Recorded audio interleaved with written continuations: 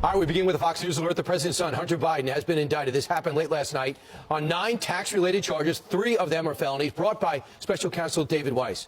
Yesterday, this came through. Meanwhile, Weiss, quote, said this: the defendant spent his money on drugs, escorts and girlfriends, luxury hotels, rental properties, exotic cars, clothing, and other items of personal nature. In short, everything but his taxes. Hunter's accused of avoiding paying $1.4 million in taxes over a 4-year period. Here's what former Speaker Newt Gingrich had to say last night.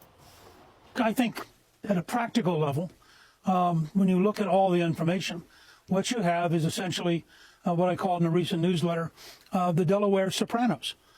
This is a crime family. They were willing to sell out the interest of the United States. As somebody said the other day, you now have, in effect, a Chinese-Russian paid agent sitting in the Oval Office. Hunter faces up to 17 years in prison on those charges.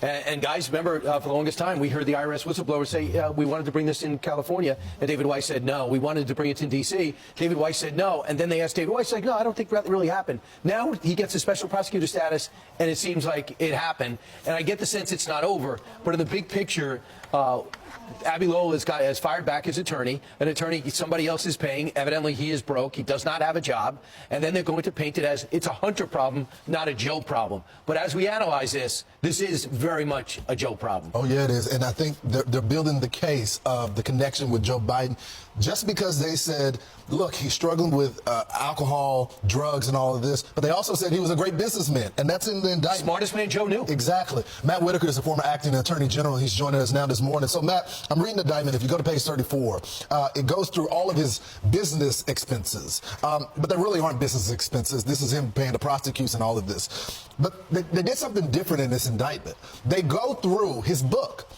And his memoir, and this is what he said in his memoir: the thieves, junkies, petty dealers, over-the-hill strippers, con artists, and assorted hanger-ons, who then invited their friends and associates in most recent hookup. They latched onto me and didn't go, all with my approval. I never slept. There was no clock.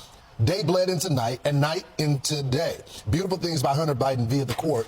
So he's talking about his addiction in the book while still saying he was a businessman. And so he has all these accounts that he's charged for all of these things, claiming them to be business expenses. And the court is saying, the prosecution said, that's not true. He was living a lavish lifestyle. He said it in his book. He has contempt for the court.